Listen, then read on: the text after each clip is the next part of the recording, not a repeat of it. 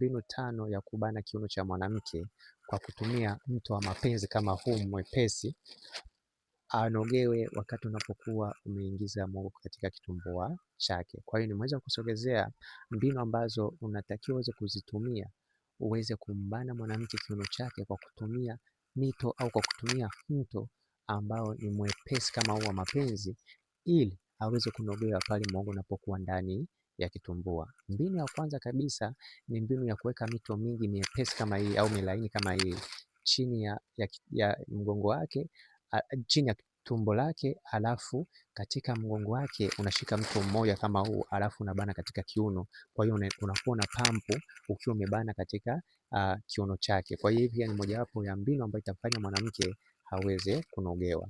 Na pia mbinu ya pili ni mbinu ya kuweka mto katika kiuno chake, halafu kabana kwa nguvu ukiwa una pampu kwa haraka haraka. Yaani jinsi unavyokuwa una pampu kwa haraka haraka ndivyo unaongeza spidi ya kumbana kiuno kwa nguvu.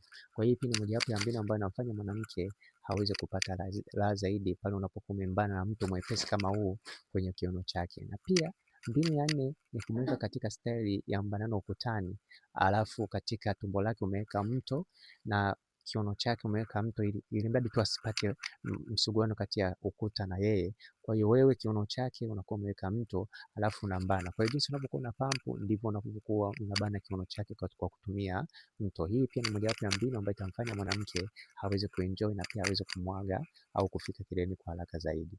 Na pia mbinu ya 4 ni mbinu ya kumweka staili ya ubavu ubavu ukiwa umebana au umembana kiuno chake kwa kutumia mto. Unapokuwa umelala kiubavu alafu unakuwa umeshika mto, kwa sababu hii mito ni miepesi au ni milaini, unakuwa umembana kiuno chake kwa kutumia huo mto. Yaani umelala kiubavu, kwa hiyo unabana hivi.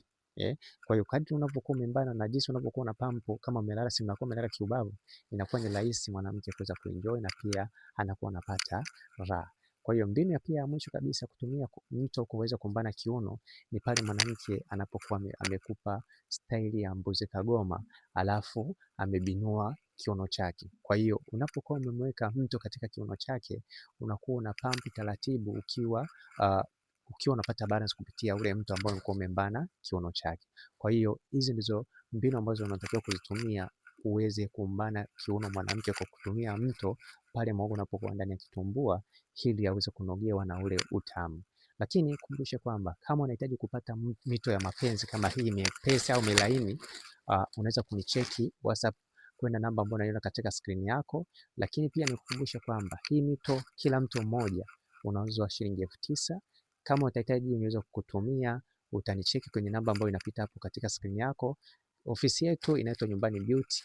Lengo kubwa la ofisi yetu ni kupendezesha wewe pamoja na nyumba yako. Kwa hiyo hakikisha unapata mto huu wa mapenzi ambao utaweza kupendezesha nyumba yako na pia utaweza kukufurahisha wakati unapokuwa unafanya mapenzi na mwenza wako. Naitwa Isaac Nyankole. Karibu katika ofisi yetu ya Nyumbani Beauty ili uweze kujifunza zaidi mafunzo mbalimbali ya kufanya mapenzi. Na pia nikukumbushe pia, kama utahitaji kupata ushauri au kama utahitaji kupata huduma zetu ya Nyumbani Beauty, hakikisha unanifollow. Naitwa Isaac.